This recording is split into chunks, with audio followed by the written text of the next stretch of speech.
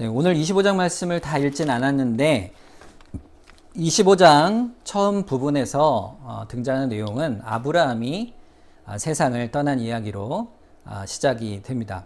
아브라함이 향년 175세에 죽음을 맞이하게 되죠. 그래서 이삭과 이스마엘이 아버지를 어머니가 묻힌 막벨라 굴에 장사를 지내게 됩니다. 창세기 25장 11절에 보면 그 이후에 대해서 이렇게 이야기를 하죠. 네, 넘겨주세요. 아브라함이 죽은 후에 하나님이 그의 아들 이삭에게 복을 주셨고 이삭은 부엘라 헤로이 근처에 거주하였더라 했습니다. 아브라함이 죽었다 이렇게 말하고 그 이후에 이삭에게 하나님이 그 아들 이삭에게 복을 주셨다라는 말로 창세기 25장 말씀이 시작이 됩니다. 그러니까 우리가 지난 장에 24장 1절 말씀에서 하나님이 아브라함에게 범사의 복을 주셨다 이렇게 말씀을 하셨잖아요. 이게 똑같은 말씀이에요.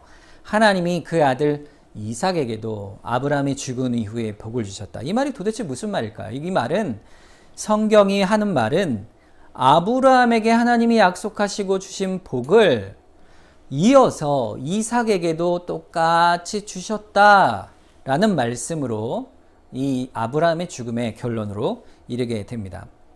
아브라함의 복을, 똑같은 복을 이삭에게 주셔서 아브라함과 맺은 언약의 그 약속과 모든 내용을, 그 복을 이삭을 통해서 이어져 가고 계승되어 가도록 하나님께서 복을 주셨더라. 이렇게 말씀하며 말씀이 25장 말씀이 시작이 됩니다.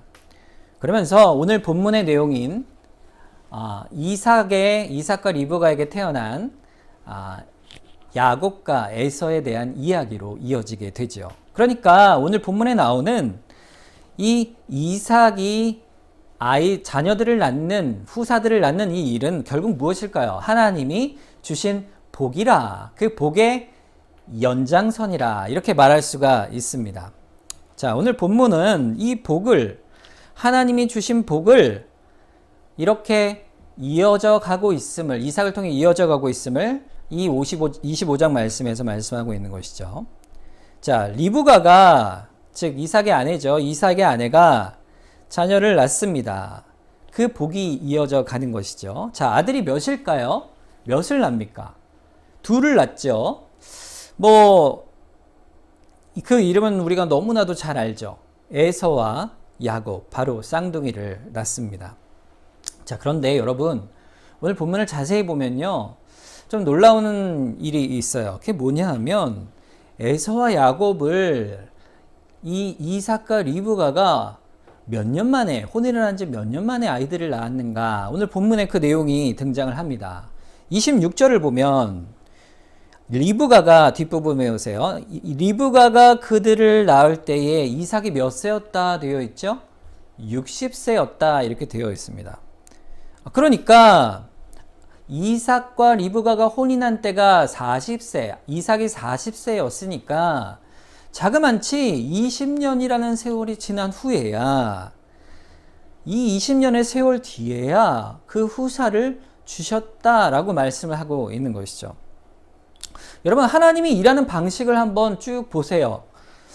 참 하나님은요, 우리가 이해하지 못하는 그러한 방식으로 일을 해 나가십니다. 하나님이 아브라함에게 약속을 주시고 몇 세에 아들을 주셨죠? 하나님이 약속한 아들을 100세에 주시잖아요. 또 똑같이 이삭이 리브가와 혼인했을 때 이삭의 나이가 적지 않았잖아요. 40세였으니 금방 자녀를 주고 또 그 다음에도 계속 자녀를 주고 이래서 한 20씩 낳았다 이렇게 돼야 우리 마음에는 과연 하나님이 정말 이삭에게 복을 주셨구나, 하나님이 전능하시고 약속을 참 특별하게 이루어 가시는구나, 우리의 믿음을 참 세워주시는구나, 이게 참 하나님의 복이구나, 이렇게 말을 할 수 있지 않겠습니까? 그런데 믿음이란 것이 말이죠, 눈에 봐서 이삭이 리브가와 혼인한 후에 자손이 막 번성해서 과연 하나님이 약속하신 것을 이루시는구나. 그래야 우리의 믿음이 더 견고해지지 않겠습니까? 그렇게 많은 자손들을 볼 때 그 증거를 보잖아요. 우리의 계산법은 그렇습니다. 우리의 믿음의 계산법은 하나님이 일하시는 그것이 우리가 기대한 대로, 그보다 더 많은 증거와 결과들을 눈에 보여주실 때에야 비로소 우리의 믿음이 이러한 것이구나. 과연 하나님이 이런 분이구나. 하나님이 믿음을 우리의 굳건히 해주시는구나. 우리는 그렇게만 바라본다는 것이죠. 그런데 하나님이 우리에게 요구하시는 믿음은요, 그런 믿음이 아닙니다. 하나님은 보이지 않는 것에서도 믿으라 말씀하고 계신 것이에요. 여러분, 그러니까 리브가가 얼마나 기도를 많이 했겠어요. 결혼을 하고 남편도 나이가 점점 들어가는데, 여러분, 한 해, 두 해 지나도 자녀가 없으니 얼마나 마음이 타겠습니까? 오늘 본문 21절에 보면요, 이삭이 그의 아내가 임신하지 못하므로 그를 위하여 여호와께 간구하매 여호와께서 그의 간구를 들으셨으므로 그의 아내 리브가가 임신하였다, 이렇게 말하고 있어요. 아내가 임신하지 못하고 또 함께 이 모든 어려움 속에서 이삭이 하나님께 간구를 하죠. 그랬더니 여호와께서 그 간구를 들으셨다. 이 말은요, 그러면 이 말 들으면 우리 이렇게 생각해요. 진작에 기도를 하지 왜 이제 와서 기도를 응답받나, 이렇게 생각할 수 있어요. 그런 말이 아닙니다. 이들이 기도를 안 했던 게 아니에요. 이삭도 처음부터 리브가와 함께 계속 후사를 위해 기도했겠죠. 하나님이 약속한 후사를 주시고 그 후사를 위해 기도하였던 것은 분명합니다. 그런데 기도를 했으나 5년이 지나도 응답이 없고 또 10년이 지나도 답이 없는 거예요. 15년이 지나도 응답이 없습니다. 자그만치 19년이 되어도 자식이 없는 거죠. 하나님이 분명히 하늘의 별처럼 해변의 모래처럼 너의 후사를 번성케 하겠다. 그리고 가나안 땅을 너에게 주겠다. 약속하셨잖아요. 그런데 하나님이 오랫동안 응답을 하지 않으시는 것이죠. 하나님이 잊으셨나? 하나님이 도대체 지금 어디 계시나? 깊은 탄식과 슬픔과 절망 가운데 있었을 것이에요. 자, 그런데 하나님께서는 그러한 긴 세월 동안에도 우리에게 하시는 말씀이 동일하십니다. 뭡니까? 믿음을 가지라 말씀하고 계세요. 믿음을 가지라. 하나님의 구원의 역사를 이루어가는 그 믿음의 방식은요, 여러분, 자판기가 아닙니다. 여러분, 자판기가 어때요? 돈 500원짜리를 딱 넣으면 500원짜리가 덜컹 나오죠. 600원짜리인데 500원 넣으면 안 나와요. 600원을 넣어야, 그 이상을 넣어야 덜컹 하고 나옵니다. 여러분, 신앙도 그렇게 우리가 생각할 때가 많아요. 우리가 신앙생활을 할 때 어떤 신앙의 활동을, 기도를 열심히 하던가, 봉사를 열심히 하던가, 헌금을 열심히 하던가, 우리가 예배를 열심히 드리던가, 우리가 생각할 때 내가 성령의 충만한 은혜를 받기 위해서 성경을 열심히 읽고 전도를 열심히 하고 사랑으로 열심히 섬기고, 이러한 경건의 활동들이 많이 열심히 하면 10번을 하면 10번만큼의 은혜를 주시고, 또 100번 하면 그만큼 쌓이고 쌓여 그만큼의 성령의 충만한 역사가 나오면 얼마나 좋겠어요. 그러면 확실하지 않습니까?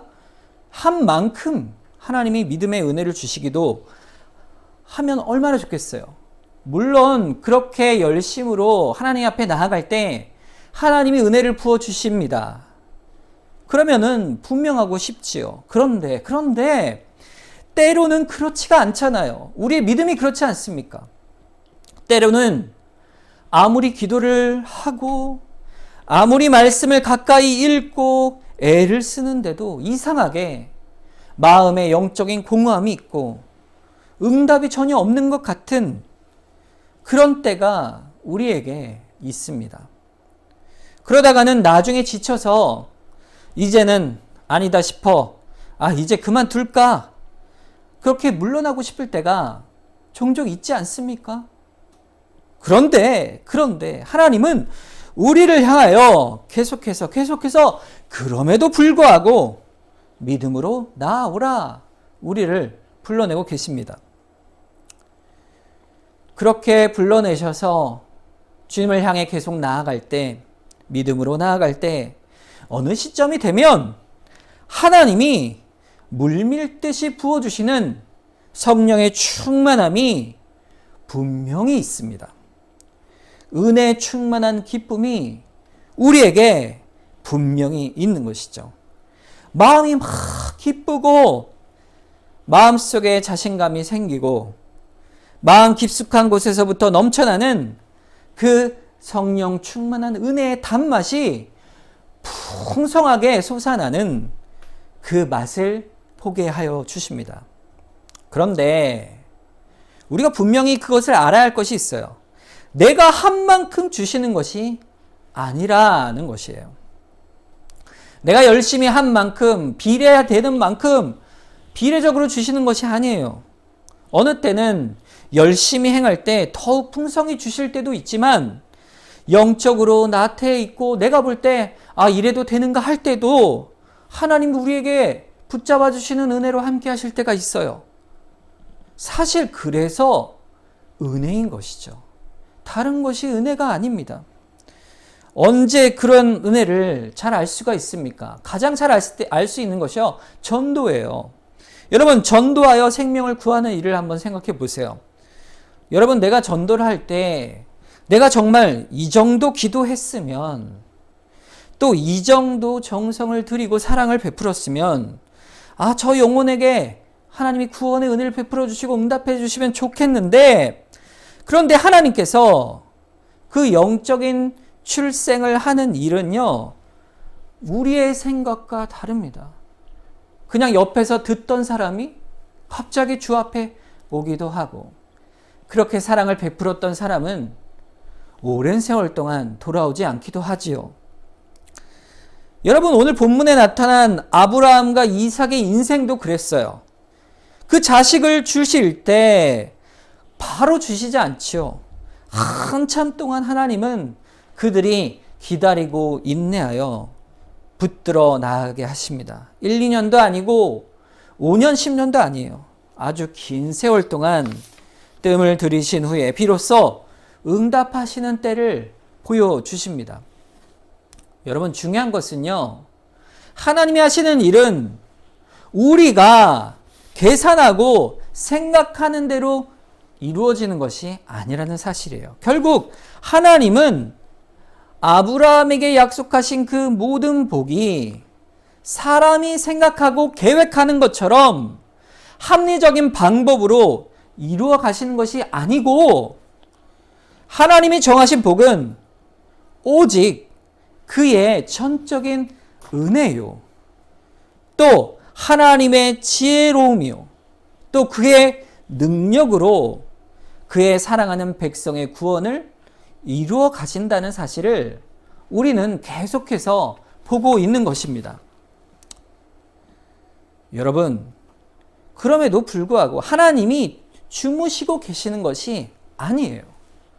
지혜가 없으신 것도 아니고 능력이 없으신 것도 아니고, 우리가 그래서 그 성도의 바람이 무엇이 돼야 할까요? 그것은 하나님께서 분명히 우리와 함께 하시며 우리에게 응답하시는 하나님이심을 끝까지 믿고 인내하며 나아가는 것, 그것이 우리의 할 바가 그것인 것입니다. 요즘 우리가 묵상집을 쭉 보고 있는데, 묵상집 본문이 욥기예요. 이 욥기는 성경 말씀에서 아주 중요한 부분을 의미를 주고 있는데, 그 욥기에 대해서 야고보서 5장 11절 말씀에 이렇게 결론을 내립니다. 보라, 인내하는 자를 우리가 복되다 하느니 너희가 욥의 인내를 들었고 주께서 주신 결말을 보았거니와 주는 가장 자비하시고 긍휼히 여기시는 이시니라. 아멘. 이 욥기에서 볼 수 있는 그의 고난의 인내는요, 결국 그 결말 우리가 봅니다. 그 결말이 뭡니까? 주는 가장 자비롭고 긍휼히 우리를 여기시는 자시라. 그것이 욥기의 결말이에요. 우리가 볼 때는 고난이지요. 하지만 그 인생의 끝은 뭐예요? 하나님께서 우리를 향한 끝없는 구원의 은혜와 자비와 긍휼을 베푸시는 분이심을 그 결론에서 보게 되는 것입니다. 아브라함도 그 인생에서 인생을 마칠 때까지 그가 바라본 것이 바로 그것이에요. 이삭도 이 늦게 40세에 결혼해서 60세에 끝까지 하나님이 기다리면서 그가 바랬던 것도 그의 인내도 주는 자비하시고 긍휼하시며 약속을 끝까지 지키시는 하나님이심을 바라보았던 것이죠.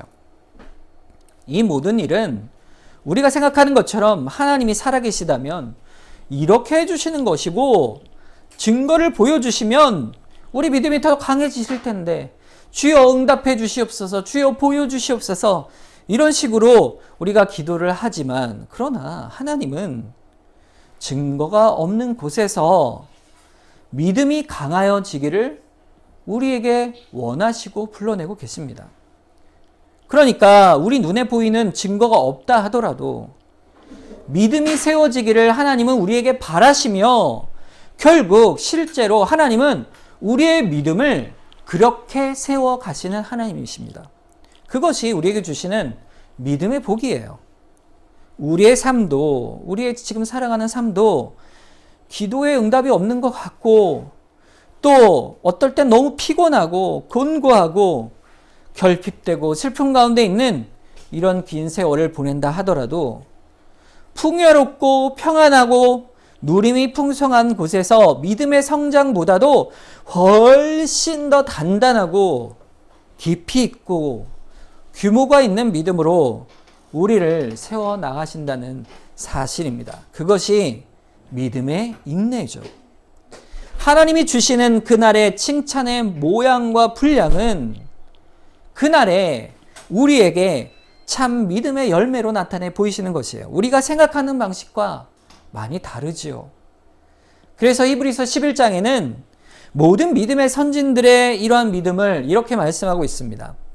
11장 39절과 40절에 이 사람들은 다 믿음으로 말미암아 증거를 받았으나 약속된 것을 받지 못하였으니 이는 하나님이 우리를 위하여 더 좋은 것을 예비하셨은즉 우리가 아니면 그들로 온전함을 이루지 못하게 하려 하심이라 그랬어요.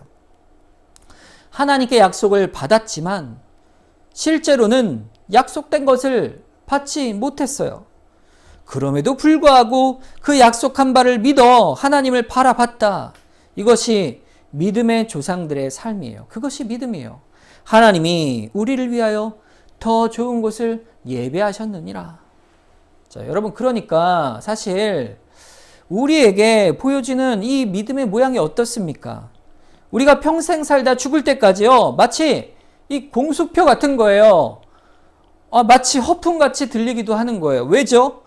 하나님께서 아브라함에게 네가 이 자손에게, 내가 너의 자손에게 하늘의 별처럼 바다의 모래처럼 많게 하겠다. 그리고 이 땅을 너에게 주겠다 약속하셨는데, 여러분 보세요. 아브라함이 175세를 죽을 때에 그가 결국에 가진 아들은 누굽니까? 이삭 하나뿐이죠. 얼마나 그 땅을 가졌어요. 겨우 사라가 묻힐 그 묘지의 땅 하나만 한 뼘만 가질 뿐이었습니다. 그러니까 사람의 눈으로 볼 때는요, 하나님의 약속이요, 허풍처럼 보이는 거예요. 그런데 여러분 생각을 해보세요. 사람의 약속이면 그것은 공수표죠. 그런데 하나님이 약속하신 것이기 때문에 그것은 반드시 이루어지는 것이에요. 아브라함은 사라의 무덤 한 조각 잡고 자식은 이삭 하나만 보았지만 가나안 땅에 앞으로 이루어질 그 이스라엘과 하나님의 교회, 또 그리고 하늘의 별처럼 바다의 모래처럼 많아질 하나님의 구원을 얻을 예수 그리스도 안에 복을 얻는 바로 우리 같은 믿음의 후손들을 이미 그 땅에서 바라보았던 것이에요. 아브라함이 보았던 믿음은 바로 그것입니다. 아마도요, 아브라함은 지금 천국에서 우리 동백교회 예배를 지켜보고 있을 겁니다. 지금 이 땅의 교회들을 보면서 이 약속이 성취되고 이루어지는 것들을 기뻐하고 찬송하고 있을 것이에요. 우리도 같은 거예요. 우리의 믿음도 마찬가지입니다. 우리의 기도도 마찬가지예요. 교회 역사도 마찬가지예요. 주님이 언제 오실지 모르지만 오실 날이 곧 가까이 왔다는 말씀을 우리가 약속을 믿는 것이에요. 내일 오실지, 한 달 뒤에 오실지, 1년 뒤에 오실지, 아니면 우리가 살아있을 때 오시지 않을지라도 반드시 주가 오실 것을 믿고, 우리도 오늘 이 땅을 살아갈 때 주께서 반드시 오실 것이라는 종말론적 신앙을 가지고 어서 오시옵소서 주님을 바라보며 우리가 신앙생활을, 교회의 일들을 묵묵히 이루어가고 있는 것입니다. 여러분, 이러한 믿음은요, 우리만의 것이 아니에요. 하나님께서 그 아브라함에게 주신 복처럼 그 복을 따라 살아간 수많은 사람들에게 이루어져 갔어요. 히브리서 11장의 사람들을 보세요. 그 사람들은 목숨을 내어놓고 이 믿음의 삶을 살았습니다. 초대교회도 마찬가지예요. 수많은 박해와 순교가 있는 그 시대에도 그들은 주님의 복음을 바라보며 그렇게 주님에게로 향해 갔습니다. 자, 그들의 믿음이 헛된 것입니까? 그렇지 않죠. 주께서 전하신 그 복음의 역사가 바로 이 자리까지 이어져 왔잖아요. 이제는 우리를 통해서 또 우리 다음 세대로 이 역사들이, 교회가 복음으로 하나님의 이 복들이 아브라함에게서 이삭에게로 이어지듯 우리에게서 우리 사랑하는 아이들에게, 또 그 자손들에게, 또 우리 이웃들에게 이어져 가게 하시는 거예요. 오늘 우리의 믿음 하나하나가 그와 같은 것이다 말할 수가 있습니다. 내 개인의 신앙의 인생뿐 아니라 내 가족의 구원을 위한 그 기도, 교인으로서 교회적 사명을 감당하는 모든 일들, 지금 내가 신앙 가운데 예배 드리고 지금 행하는 이 열매들을 실제로 보지 못한다 할지라도 결코 그것으로 끝나게 하시는 하나님이 아니심을 우리는 아는 거예요. 반드시 하나님은 응답하시는 하나님이십니다. 우리가 나중에 주 앞에 이르러 보게 되면 그 모든 것을 다 보게 될 것입니다. 그날에 다 보여주시고 우리에게 칭찬으로, 상으로 베풀어 주실 것이죠. 그러니 우리가 구원해야겠다는 사람을 생각하고 기도하고 전도할 기회를 구하고 사랑하고 봉사하고 애쓰며 시간을 내어 하는 모든 일들이, 여러분이 지금 하고 있는 모든 신앙적인 일들이요, 결코 헛된 것들이 아닌 것입니다. 예배를 정기적으로 드리고 기도에 열심으로 다하고 나의 생활을 여전히 드릴 때에 10년이 지나도 변함이 없는데 20년이 지나도 변함이 없다, 이렇게 낙심할 일이 아닌 것이에요. 변화의 실증적 증거, 눈에 보이는 것들이 없다 할지라도 하나님께서 여전히 들으시고 하나님은 우리에게 믿음으로 경고하도록 불러내어 주고 계신 것이에요. 이것이 오늘 성경이 말하는 믿음입니다. 드디어 리브가가 기도의 응답을 받습니다. 임신을 하죠. 20년 만에 아이를 갖습니다. 얼마나 좋겠어요. 리브가의 나이가 몇 세쯤인지 우리가 정확히 모르지만 대충 한 30대 정도나 되지 않았을까 이렇게 짐작을 합니다. 그런데 배가 좀 커요. 이상하게 배가 큽니다. 봤더니 복중에 쌍둥이가 있는 것이죠. 그래서 두 아이가 뱃속에서 자라가는 거예요.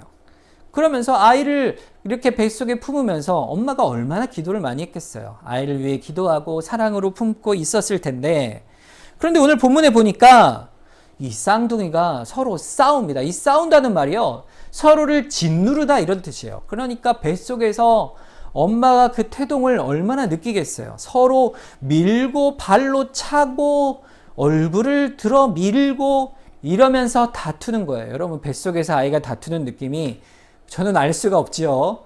이 아이가 둘이고 쌍태를 가졌던 이 쌍둥이를 가져본 분은 아시겠지만 우리 교회는 이게 쌍둥이가 없죠. 그래서 잘 모르실 것 같지만 이 두 아이가 뱃속에서 싸우니 얼마나 배가 불편하고 아프겠어요. 그리고 불안하고 엄마가 초조하겠죠. 도대체 이 아이들이 왜 이런 것인가? 왜 이럴꼬? 여러분 생각을 해보세요. 다시 말하면 임신했는데 하나님 복으로 아이를 가졌는데 순탄하지가 않은 거예요. 순탄하지가 않은 거예요. 하나님이 20년 만에 기도를 응답하시고 결국 아이를 복으로 주셨는데 그 아이들을 순산하고 편안하게 잘 키워 낳으면 좋겠는데, 그런데 복중부터 아이들이 매번 이렇게 싸우니 그 마음이 불안하고 어지러운 것이죠. 겨우 응답받았다 싶은데, 응답받은 일이 하나님 응답 주셨으면 순탄케 하시면 좋겠는데, 결국 리브가는 그 앞에 다시 한번 믿음으로 하나님께 기도로 나아갑니다. 왜냐하면 하나님께 기도할 수밖에 없는 것이죠. 문제 해결과 주권이 하나님께 있으니까요. 하나님의 약속을 끝까지 바라보며 리브가가 하나님께 기도할 때 하나님께서 리브가에게 특별하게 응답을 하십니다. 오늘 23절 말씀이죠. 여호와께서 그에게 이르시되 두 국민이 내 태중에 있구나. 두 민족이 내 복중에서부터 나누이리라. 이 족속이 저 족속보다 강하겠고 큰 자가 어린 자를 섬기리라 하셨더라. 너의 태중에 두 아이가 있는데 그 다툼이 여기 하나님의 말씀을 보니까 그냥 아이들끼리의 다툼이 아니에요. 두 민족이 싸우고 있다. 두 족속이 싸우고 있다. 자, 이건 뭘 상징하는 것입니다. 무엇을 상징할 것일까요? 이 두 민족은 하나님을 믿는 민족과 하나님을 믿지 않는 민족, 구원의 역사에 관한 그러한 하나님의 역사의 의미를 담고 있는 그러한 말씀입니다. 그러니까 사실 이 말씀을, 엄청난 말씀을 지금 리브가에게 하나님이 주고 계신 것이에요. 그러니까 우리가 겪는 모든 삶의 경험의 문제들을 여러분 겪어갈 때도 이와 같습니다. 여러분이 가만히 돌아보면 하나님이 우리에게 주시는 모든 상황과 여건들이요, 그저 주시는 일들이 하나도 없습니다. 여러분이 닥치는 어떤 어려운 문제가 있을 때 하나님 앞에 그걸 내어놓고 기도할 때 우리에게 주시는 영적인 의미와 메시지들, 교훈이 그 앞에 반드시 있는 것이에요. 주님 앞에 여러분이 닥친 문제가 있을 때, 여러분 심령 속에 고민과 갈등이 있을 때 어떻게 해야 됩니까?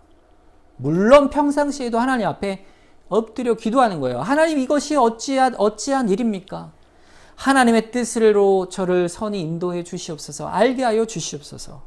주님의 교훈으로 깨닫게 하여 주시옵소서. 깨어 기도하면 하나님께서 깨닫게 하여 주시는 것이죠. 내가 주 앞에서 돌이켜야 될 것이 있는가? 하나님이 기뻐하시어 우리를 격려하여 주시는 것인가? 이를 통해 더 열심을 내라 하시는 것인가? 아니면 거기서 그치라 하시는 것인가?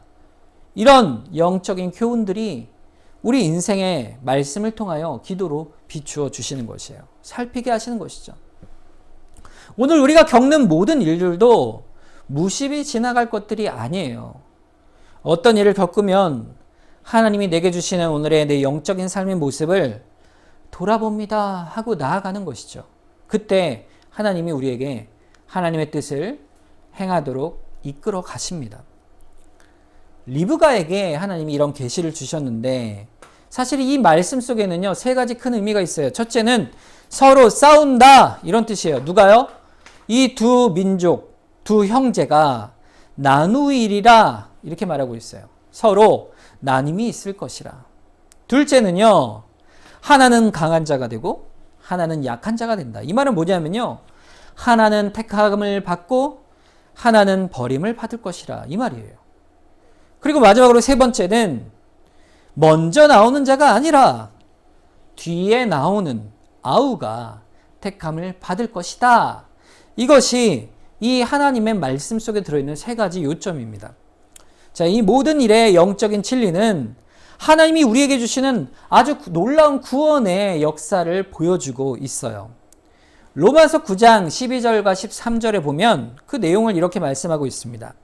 리브가에게 이르시되 큰 자가 어린 자를 섬기리라 하셨나니 기록된 바 내가 야곱은 사랑하고 에서는 미워하였다 하심과 같으니라. 하나님께서 구원을 행하시고 또 구원을 행하시지 않는 그 놀라운 선택에 관한 놀라운 말씀을 주고 계십니다. 여러분, 리브가의 태 가운데 둘을 두시고 그 중에 하나는 선택하시고 하나는 선택하지 않는 이 하나님의 주권적 역사, 구원의 역사를 하나님은 말씀하고 있습니다. 하나님의 구원 역사의 영적 진리를 이해함에 있어서 이것은 참 굉장히 중요한 것이에요. 왜냐하면 하나님의 구원이 이렇게 이루어지기 때문이죠. 하나님께서 내가 야곱을 택하고 에서는 택하지 아니하겠다. 그게 언제 이루어진 일입니까? 야곱과 에서가 태어나기도 전이에요, 사실은. 여러분, 야곱이요, 더 사랑받을 만한 이유가 있을 때입니까? 아니죠. 에서가 더 미움을 받을 만한 이유도 없을 때잖아요. 야곱과 에서에게 어떤 조건을 찾을 수가 없는 거죠. 아무리 개인적인 차이를 우리가 현실적으로 간호해 볼 어떤 근거도 없잖아요. 게다가 쌍둥이에요. 한 부모 안에서 태어났어요. 둘 다 이삭과 리브가에게서 태어난 아들들이죠. 아직 낳기도 전인데 도무지 인간적으로는 계산할 수 있는 아무런 조건과 전제가 없는 상황 속에서 하나님은 하나는 택하고 하나는 택하지 아니하십니다. 이게 도대체 무슨 말일까? 하나님이 도대체 어떤 분인가? 영적인 출생, 하나님의 자녀가 되는 영적인 구원의 은혜는요, 전적으로 그러니까 하나님의 주권적인 선택의 문제라는 것이에요. 누가 하나님의 자녀가 될 것인가? 누가 아브라함에게 주신 약속의 후사, 이삭에게 주신 약속의 후사가 될 것인가? 그 답은 뭡니까? 방금 읽은 로마서 13절에 보면 야곱을 사랑하였다 하셨어요. 하나님이 사랑하는 자가 하나님의 자녀가 될 것입니다. 그것이 정답이에요. 신명기 7장 7절에서 8절에 보면 여호와께서 너희를 기뻐하시고 너희를 택하심은 너희가 다른 민족보다 수요가 많기 때문이 아니니라. 너희는 오히려 모든 민족 중에서 가장 적으니라.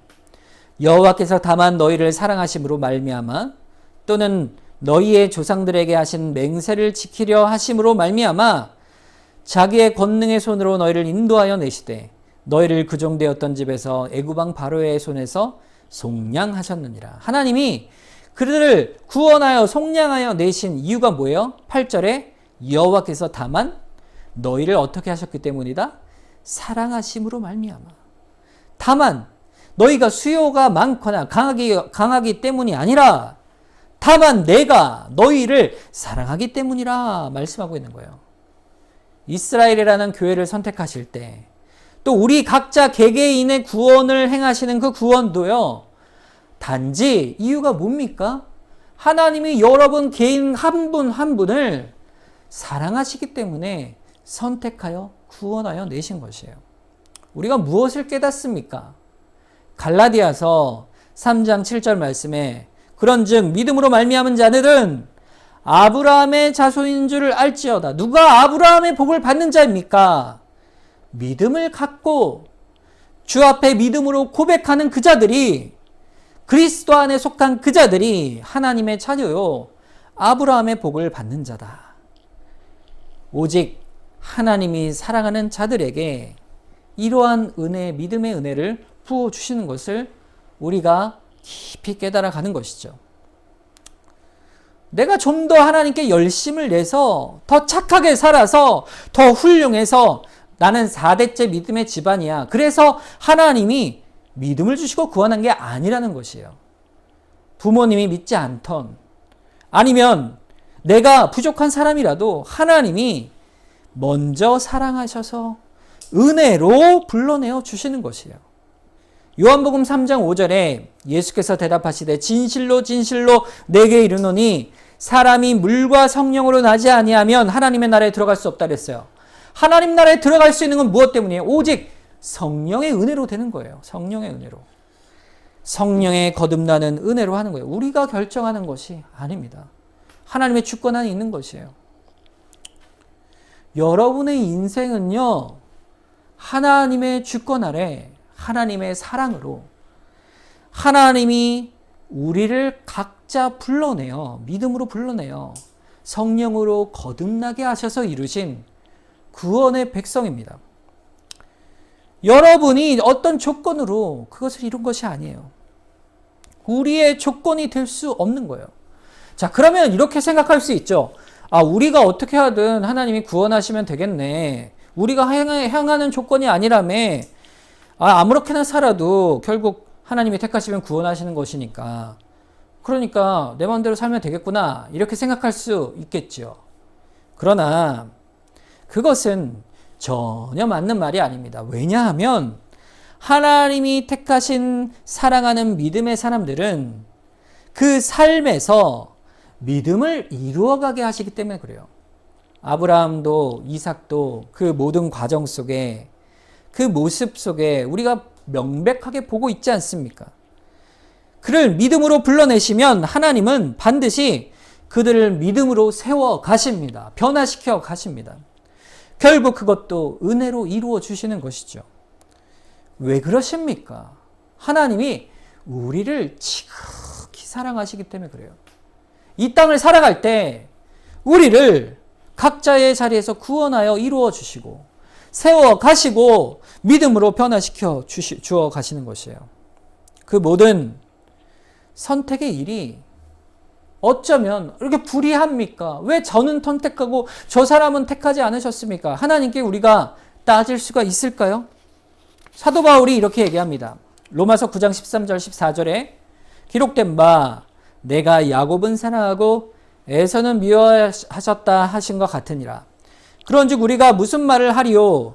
하나님께 불의가 있느냐? 그럴 수 없느니라 그랬어요. 하나님께서 택하신 일에 우리가 하나님 어찌 그러십니까? 따질 수 있느냐? 그러니까 아니다. 하나님은 불의하신 분이 아니다. 이렇게 말하고 있어요. 그러니까 하나님이 하시는 일은 우리가 아멘으로 믿음으로 받는 것이죠. 왜냐하면 그분이 하나님이시기 때문에 그래요. 하나님이신 줄을 우리가 알기 때문에 그런 것이에요. 여러분, 하나님은요, 우리와 같은 분이 아닙니다.